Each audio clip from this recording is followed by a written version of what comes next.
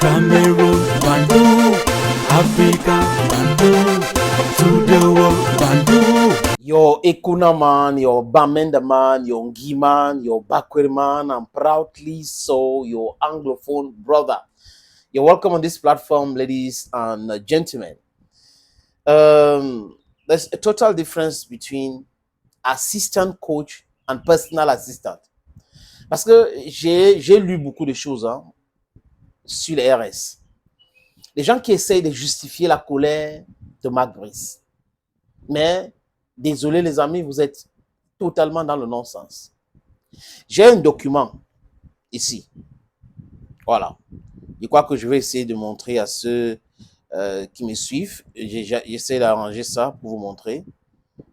Le document dit quoi? Assistant de l'entraîneur. Je crois que, je ne sais pas si vous regardez bien. C'est l'assistant de l'entraîneur. Vous voyez un peu là? Voilà. C'est l'assistant de l'entraîneur. Il s'appelle Mununga. Il n'est pas coach. Donc, si je veux traduire en anglais cela, assistant d'entraîneur, c'est personal assistant of the head coach. Le personal assistant of the head coach n'est pas l'entraîneur adjoint. It's not the assistant coach. Parce que l'assistant personnel travaille pour le sélectionneur. Pour lui. Son job, c'est de prendre les notes, de faire des trucs pour le sélectionneur. Par contre, l'entraîneur adjoint est un collaborateur nommé comme Mark Brice pour faire un travail.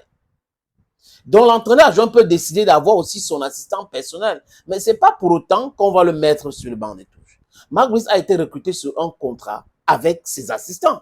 Mais nulle part, le texte qui régit ce qui devrait être sur le banc des touches n'autorise à un assistant de Mark Brice d'être là. On a 7 personnes. I think this, no, 7. 7 personnes. Et les textes sont clairs. Les textes sont clairs, les amis. Venez nous expliquer qu'au Real de Madrid, aussi Barcelone, il y a telle chose qui se passe. Clarence Edorf, Augustin Simon avait fait ceci. Vous ne comprenez pas grand-chose. À l'époque d'Augustin Simon et Rigobert Song, il y avait combien de personnes? On avait nommé combien de personnes? À peu près 7. Aujourd'hui, on a 18 personnes. Donc, le monsieur devrait savoir. Le texte de la FECAFOOT qui régit l'équipe nationale dit quoi? Article 16, nombre d'encadreurs sur le banc des touches. Le nombre d'encadreurs admis sur le banc des touches est fixé à 7, ainsi que suit. L'entraîneur principal, l'entraîneur adjoint chargé des gardiens de but, le préparateur physique, le médecin, le kinésithérapeute et un dirigeant titulaire d'une licence en cours de validation. Donc, c'est pour cette raison qu'on voit sur le banc des touches ces personnes-là. Ces personnes-là sont là.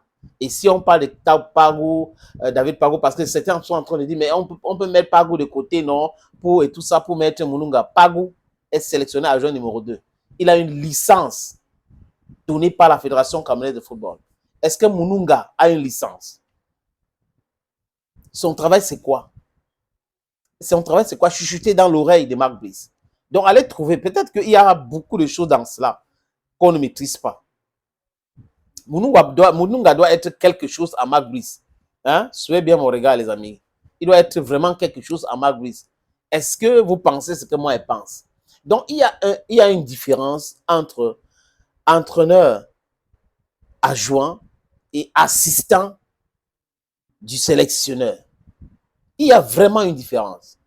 Maintenant, je trouve certaines analystes et certains journalistes very biased.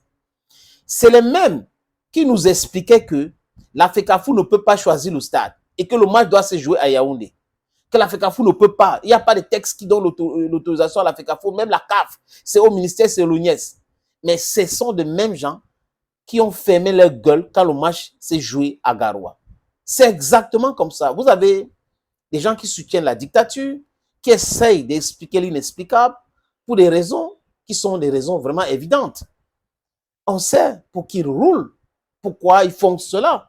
Mais ils expliquent tout le temps. C'est-à-dire que vous avez un monsieur Mark Brice qui insulte le président de la fédération. Il vient expliquer que c'est normal. Ce qu'il a dit vraiment, compte tenu de ce contexte, c'était normal. Il vient faire le chantage. On dit oui, compte tenu de cela, c'est normal. Vous connaissez un chef d'entreprise qui va accepter le chantage?